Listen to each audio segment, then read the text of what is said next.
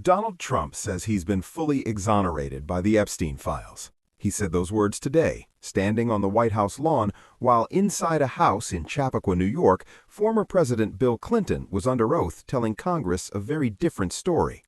A story about how Trump used to talk about his friendship with Epstein, about the great times they had together, and about how it all ended, not because Trump discovered horrifying crimes against children, not because Trump heroically kicked Epstein out of Mar-a-Lago, but because of a real estate deal, a land dispute. That's it.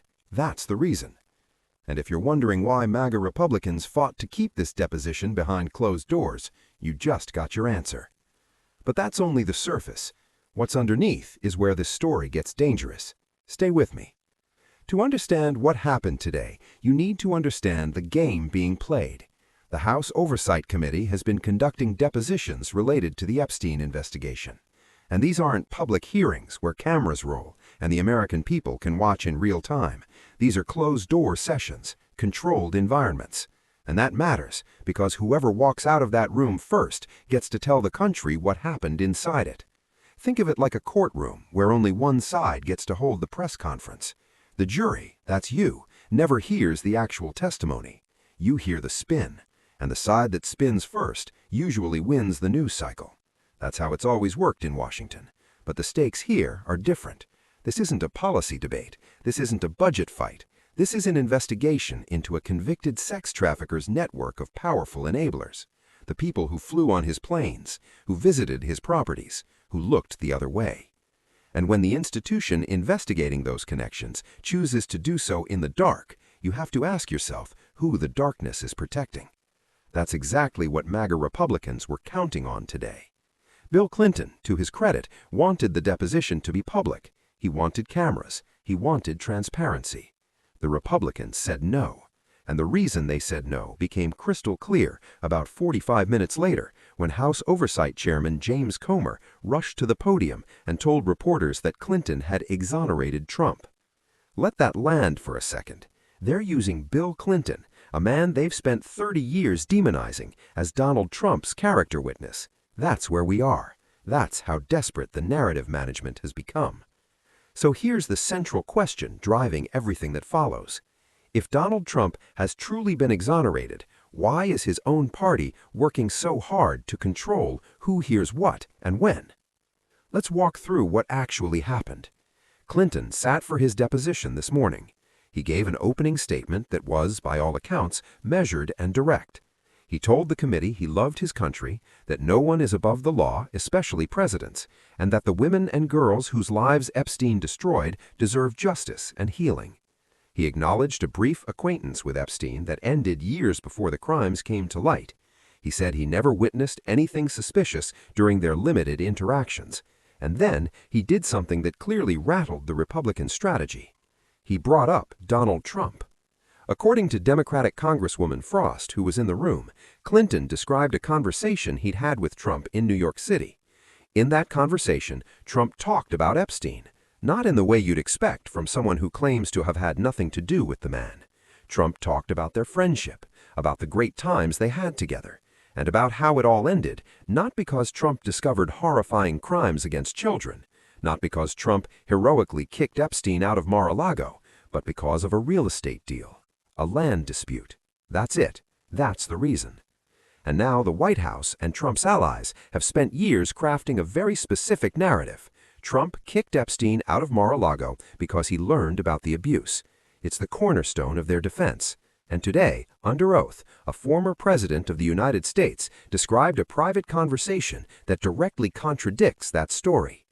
Comer's response? He walked to the microphones and told the press that Clinton said Trump never gave him reason to believe he was involved with Epstein's crimes, which is technically what Clinton said, but notice the framing. That's not exoneration. That's one person saying another person didn't confess to them over dinner. The fact that Trump didn't tell Bill Clinton he was committing crimes isn't exactly a ringing endorsement of innocence. Criminals, as a general rule, do not announce their crimes to other people at social events. If that were the standard for innocence, every prison in America would be empty. And notice what Comer didn't say. He didn't mention the part about the real estate deal. He didn't mention the great times comment.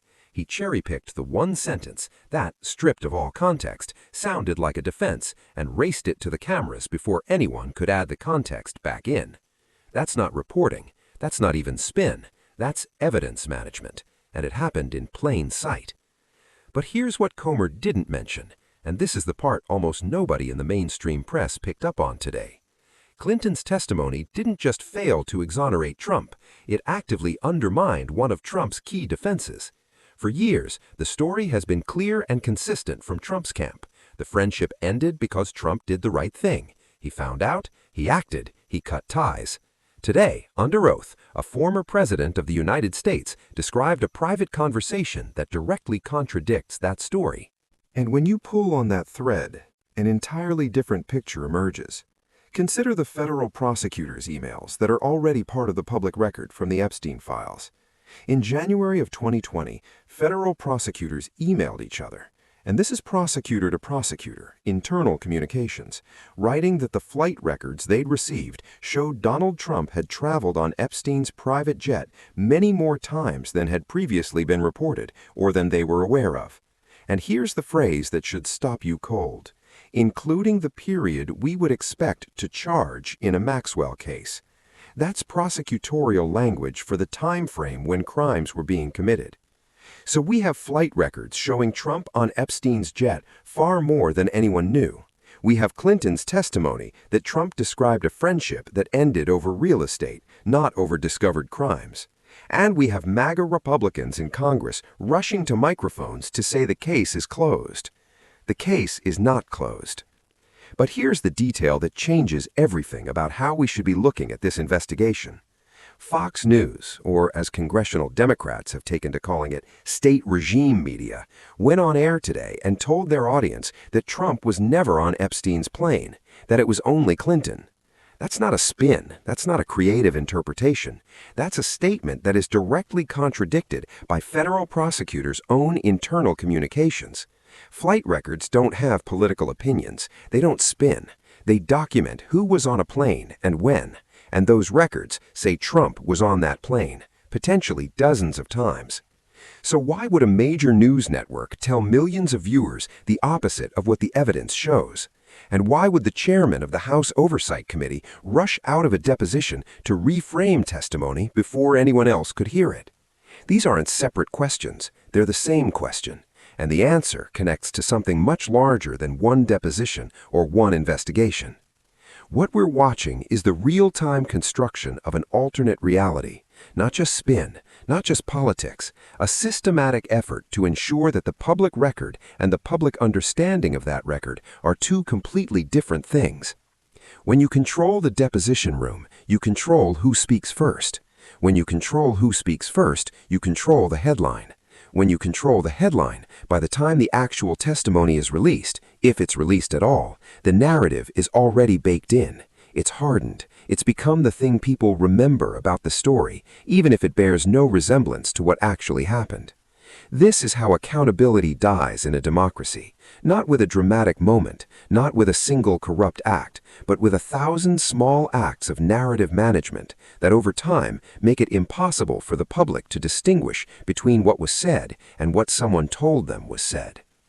Democratic members of Congress have demanded that the full, unedited video of Clinton's deposition be released within 24 hours. They've demanded that future depositions be open to the press and public. And they've called, again, for Donald Trump himself to sit for a deposition. Congresswoman Garcia put it bluntly, the president needs to man up and answer questions. He appears in the Epstein files alongside Epstein and Ghislaine Maxwell more than almost anyone else. Files are missing from the Department of Justice, and the administration keeps calling the investigation a hoax. Clinton also made a pointed remark that his wife that's worth noting. He told the committee that Hillary Clinton had nothing to do with Epstein. Nothing. She has no memory of even meeting him, never traveled with him, never visited his properties, and yet Republicans subpoenaed her anyway. Clinton called it out directly, that whether the committee subpoenaed 10 people or 10,000, including her, was simply not right. It was a rare moment of visible frustration from a man who's been through enough congressional investigations to fill a library. And it raised an uncomfortable question about whether this investigation is actually about finding the truth or creating spectacle. So what happens next? If current trends hold, there are a few likely paths. The first is that Republicans release the deposition video, but on their own timeline, days or weeks from now, after the spin has hardened into conventional wisdom. By then, the nuance of what Clinton actually said will be buried under layers of talking points. The headline will be "Clinton exonerates Trump," and the details, the real estate deal, the great times, the contradicted narrative, will be footnotes that most people never read. The second possibility is that more witnesses come forward or are compelled to testify, and the contradictions in the official narrative become too numerous to ignore. If prosecutors' internal emails are already in the public record, showing Trump's extensive travel on Epstein's jet, there are likely more documents, more records, more communications that haven't surfaced yet. Every investigation has a tipping point, a moment where the volume of evidence overwhelms the capacity to spin it. We may not be there yet, but we're closer than we were yesterday. The third scenario, and the one that should concern everyone regardless of political affiliation, is that the investigation quietly stalls. Depositions happen behind closed doors, spin replaces substance, the public loses interest because the story has become too complicated and too contradictory to follow, and the American people never get a full, transparent accounting of who knew what, when they knew it, and what was done or not done about it. The survivors that Clinton spoke about in his opening statement, the girls and women whose lives were destroyed, would be left waiting for a justice that was traded away for political convenience. Based on what we're seeing, the most likely outcome in the coming weeks is a fight over transparency itself, not over the facts of the case, but whether anyone gets to see the facts at all. Democrats will push for public hearings and immediate release of deposition footage. Republicans will argue that closed-door proceedings protect the integrity of the investigation, the same investigation they've called a hoax. And here's where we have to zoom out, because this isn't just about Epstein anymore. It's not just about Trump or Clinton or any one person. It's about whether the institutions designed to hold the powerful accountable can still function when the powerful are the ones controlling the institutions, when deposition rooms are locked, when flight records are dismissed, when federal prosecutors' own emails are contradicted by cable news anchors without consequence, when the chairman of an oversight committee walks out and tells the country the opposite of what just happened inside. The rest of the world watches American democracy the way you watch a house with a cracked foundation. You don't need to see the collapse to know it's coming. You just watch the cracks get wider. And when the most powerful democracy on earth can't conduct a transparent investigation on credible allegations involving its own sitting president, that's not just America's problem. That's a crack the whole world can see. Clinton said something in his opening statement today that deserves to be repeated. He said he hoped this process could bring the country a little further from the brink, that it could be a moment where the search for truth outweighs the partisan urge to score points. He asked the committee to do their part. It's a reasonable request. Whether it's a realistic one is another question entirely. So here's what it comes down to. A former president sat under oath today and described conversations that contradict the sitting president's version of events. Federal prosecutors' own records show the sitting president on a convicted sex trafficker's plane far more than anyone previously knew, and the congressional majority's response was to close the doors, rush the microphones, and declare the case closed before anyone could hear the testimony for themselves. Is that transparency, or is that something else entirely? The answer probably depends on whether you believe accountability should apply to everyone or just the people you don't vote for. Drop your answer in the comments. If this kind of reporting matters to you, hit subscribe. We're building something here, a place where facts still come first, where the spin gets checked at the door, and where the questions that need asking actually get asked.